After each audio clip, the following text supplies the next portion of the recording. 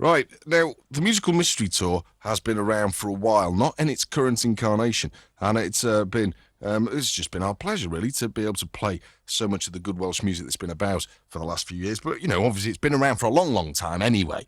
Obviously, we had absolutely nothing to do with it whatsoever. One of the highlights, for me at least, was a record that came out about 2 years ago now, right at the start in 1999, a single by a band called Liberty 37 called Revolution. And I remember being absolutely addicted to that song, listening to it, at least 2 times a day for the course of weeks. Now, that sounds a bit facetious, but I did genuinely love the record. And then they released a debut album on Beggars Banquet called The Greatest Gift, which was one of my favourite records of that year. And at the start of this year, I heard they'd been dropped by their record company. And one of the unfortunate things about doing this job is that your career as a DJ, perversely, is longer than most musicians can expect. And I just thought it was one of those great bands like Novocaine, 60 Foot Dolls, well, basically anything that comes from that part of the world, that had, bitten the big bullet and gone to the great gig in the sky. Fortunately, no, that isn't the case at all. Liberty 37 aren't only still going, but they have released their second album called God Machine, which you can buy in all good record shops on the Mighty Atom record label from tomorrow morning. And I'm very, very lucky to be joined tonight by Twink, the bass player, Rod, the drum player, and Tim, the guitar player from Liberty 37. They've also recorded 4 exclusive songs for the show, and they're in our Swansea studios now. Welcome to the programme, gentlemen. Hi there. Now, oh God, you lot sound perky. We don't want perky bands on this programme. No. It's a Sunday night. Oh, Just right. remember that, okay? All Sunday. right. Okay. All right. That's much better. What's happening? Now, was there ever a time when you thought that the new album, God Machine, wasn't going to come out? Yes, definitely there was, yes. Round about the start of the year, I think, when we were dropped by our record company. Yeah. At the time, Beggars Banquet, and our then drummer Cliff left the band as well for various reasons, and there was definitely a time at that January, February, March time when we thought that that was the end of the road, really. Now, it's very easy to regard record companies as the big evil nemesis of music, because they go out there and they have to package and sell things. Yeah. Was it a case of falling out with them? Not at all, no. It was very amicable, really. It was pure financial, really. They'd spent a lot of money on us, which we needed to recoup. And frankly, we were dragging our heels a bit in giving them the material for the second album. Yeah. Although, obviously, we'd say we were dragging our heels because we had to do other things for money in the meantime. So, Yeah. but it was all the best, that sort of thing, really. But it was just a business decision, I think, on their part. We're still sort of friendly with our man there, so Yeah. no hard feeling, yeah. Our man at Beggars Banquet. Oh man, yeah. Because, of course, people will be, or at least I'm assuming people listening to the program will be familiar with Beggars Banquet, who started out as essentially, one of the first independent labels who really achieved anything. But now it's a big corporate structure now, isn't it? And it is very much about business there. They're still independent. It's still an independent label, but they are very big now. And obviously there is a corporate structure within that. And most of their success seems to come from the dance world, That's what their big bands are. Your Basement Jacks, your Artful Dodge, your Prodigy. And as a rock band, we didn't fit too comfortably into that remit in the first place, really. Yeah. Did it make you at all, or the experiences that you went through, during that, even though it wasn't an amicable split, did it at all make you jaded and cynical? Oh, no, we were like that before. Always been jaded and cynical. Oh, yeah. Yeah, but I mean, the hypothesis I was going to present you with, oh, God, shut up. Talking to myself, of course. Sound like an open university professor with not very much to say of any interest. That's why you're here, obviously. But did any kind of frustration build up that helped you write the album? In other words, anger being an energy, of course, as a man once said. That indeed. I don't know, really. I don't think it was anger as such. Maybe slight frustration at times when we, the creative juices weren't flowing as they should have been. It did take a long time to write and record the album. About 18 months altogether from start to finish. Longer than Actually from starting to write it and actually as bad as Michael Jackson. Again, it released. No, I mean compared to him, no. I mean we've been prolific, but I think once the mighty Atom Boys down here in Swansea picked us up, around about springtime, really gave us impetus to carry on writing and finish it. It really encouraged us, and it made us more determined, I think, to finish the album and get it out. Now, the album is out as we speak. We're going to play a track from the album that you've actually recorded exclusively for us, if that makes any sense whatsoever. I believe we call them session tracks. Yeah. Called Broadside. Now, Broadside is one of the most immediate tracks on the album, and the biggest difference that I couldn't really gauge any huge differences between this and your debut album. But if anything, the songwriting's sharper, maybe more focused, and I think Broadside is probably one of the best examples of that on the record. Do you think that that's one of the ways that you've improved? Yes, I think we have. I'd like to think so anyway. Well, obviously something like Revolution on the previous album, 3 minutes, very sharp and focused in that respect. I just think that there's more interesting ideas, and it just seems more focused. I think it's definitely a more interesting album, musically, to listen to. It's more contemporary as well, I think.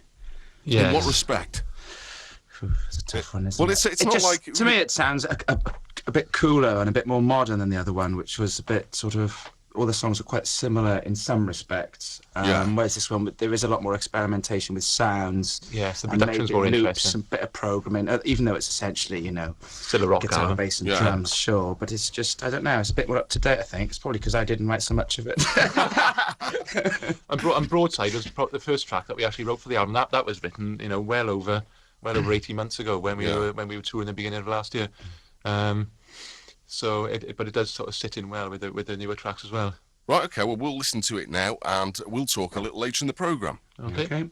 This is Broadside. You're a pro. Obviously better than me.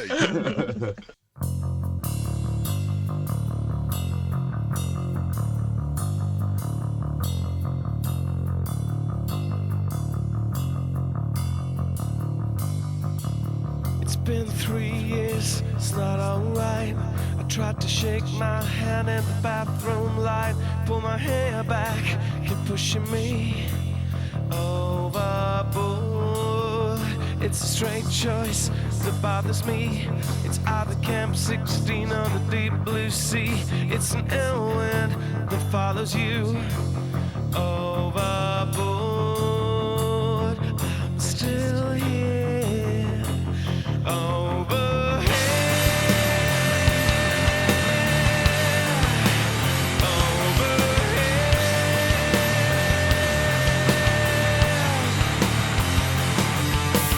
if I heard you, would you push me under? I like the way we move. I like the feet in scarlet shoes. And if you hurt me, would you turn after? Singing the trace I fear, and I'm overhead. The slightest of things, and I hear the words she's taking in broadside. Ain't other ways to lose. You couldn't give it up till you stopped and died. She's taking in broadside.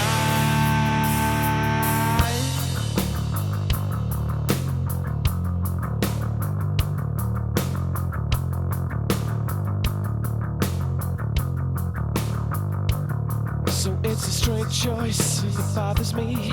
It's either Camp 16 or the deep blue sea. It's an ill wind that follows you overboard.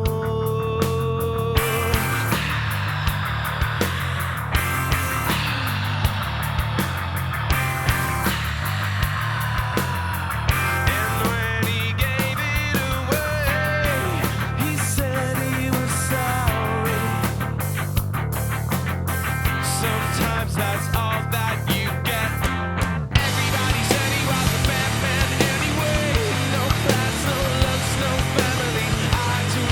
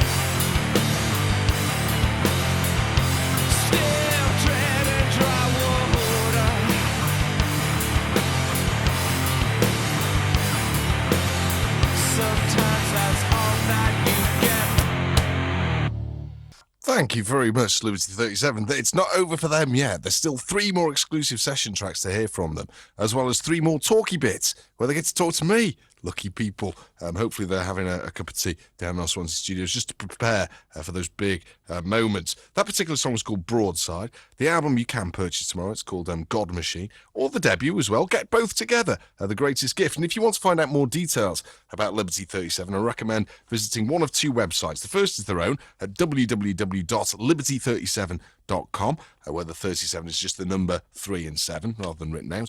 Or alternatively, visit the Mighty Atom website, which is at www.mightyatom.co.uk.